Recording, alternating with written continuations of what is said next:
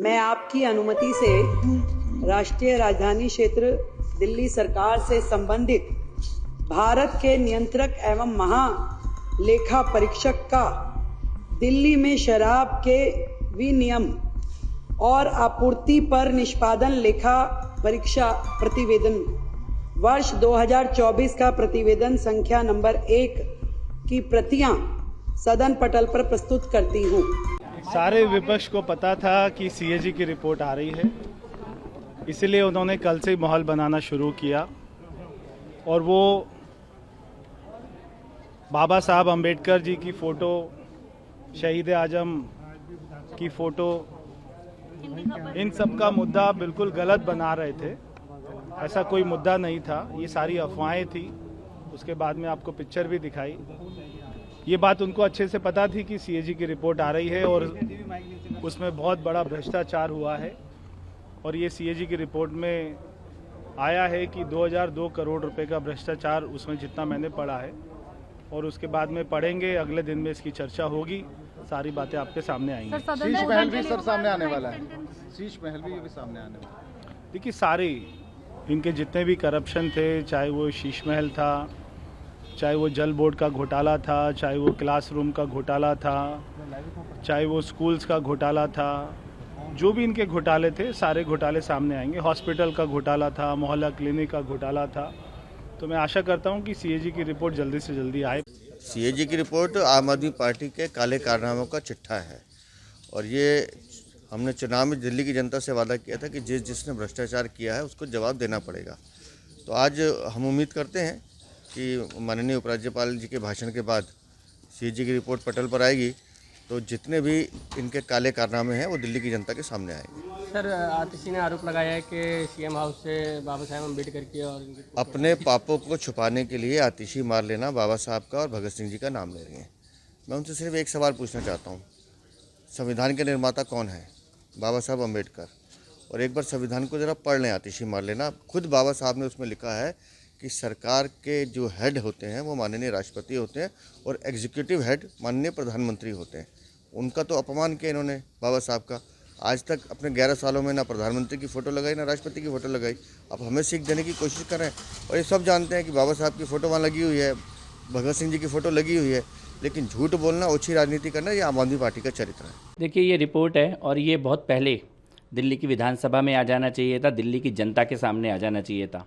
केजरीवाल और उनके लोगों ने इस रिपोर्ट को दबा के रखा, छिपा के रखा, लेकिन संकल्प लिया था हमारी मुख्यमंत्री महोदया ने, श्रीमती रेखा गुप्ता जी ने। उन्होंने संकल्प के साथ विधानसभा पहले ही सत्र में इस रिपोर्ट को आज टेबल किया है। मैं उनका धन्यवाद देना चाहता हूं। दिल्ली की जनता को ये सच्चाई विधानसभा के माध्यम से पता लगेगी, किस प्रकार से कोरोना के काल में जब दिल्ली में लोगों को दवाओं की ज़रूरत थी, इलाज की ज़रूरत थी, ऑक्सीजन की ज़रूरत थी, तब अरविंद केजरीवाल और मनीष सिसोदिया ने शराब के ठेके खुलवाए, शराब की नीति बदली और अपने लोगों का एक तरह से कार्टेल बना के 2000 करोड़ रुपए का घोटाला किया है।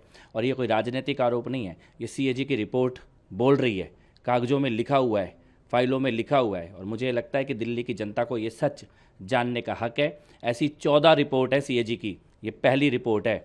एक एक भ्रष्टाचार, अरविंद केजरीवाल का एक एक घोटाला दिल्ली की जनता के सामने आएगा। और मुझे ये लगता है कि अभी जनता की अदालत में न्याय हुआ है, अभी कानून की अदालत में न्याय होना बाकी है। मैं हैरान हूं, स्तब्ध हूं, मेरे पास शब्द नहीं है।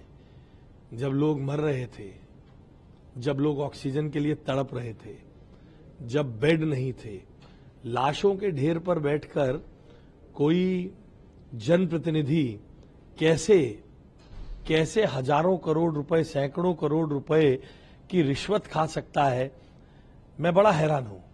ये सैकड़ों करोड़ रुपए जो रिश्वत के तौर पे खाए गए, अगर ये सरकार के खजाने में आते तो मेरा पक्का विश्वास है कि बहुत सारे ऑक्सीजन के सिलेंडर आ सकते थे, ऑक्सीजन प्लांट लग सकते थे, टैंकर आ सकते थे।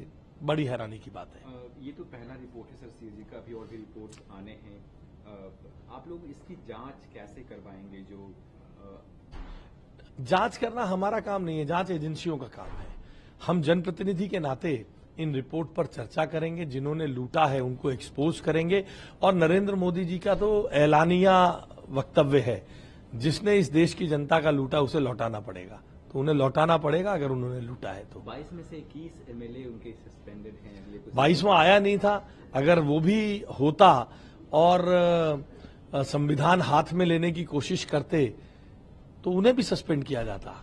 आप अंबेडकर जी और भगत सिंह जी की आड़ में अपने भ्रष्टाचार को छुपा नहीं पाएंगे। वो आप लोगों को अम्बेडकर विरोधी और सिख विरोधी बता रहे हैं सर, इसको लेकर के वो प्रोटेस्ट आप भगत सिंह जी को केवल सिख के तौर पर देखते हैं, बिल्कुल नहीं सर। जिन्होंने नौजवान भारत संस्था बनाई, जिन्होंने देश के युवाओं को उसके साथ जोड़ा, उन जिन्होंने देश के युवाओं को देश की आजादी के लिए जान देने के लिए प्रेरित किया, और आपने उस भगत सिंह के अनुयायी युवाओं को शराब पीने के लिए प्रेरित किया।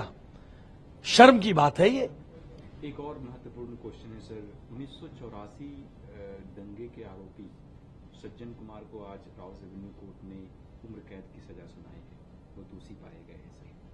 आप दिल्ली से जो दोषी है, इतने वर्षों बाद सजा मिली है तो शायद किसी के जख्मों को मरहम तो लगेगा ही।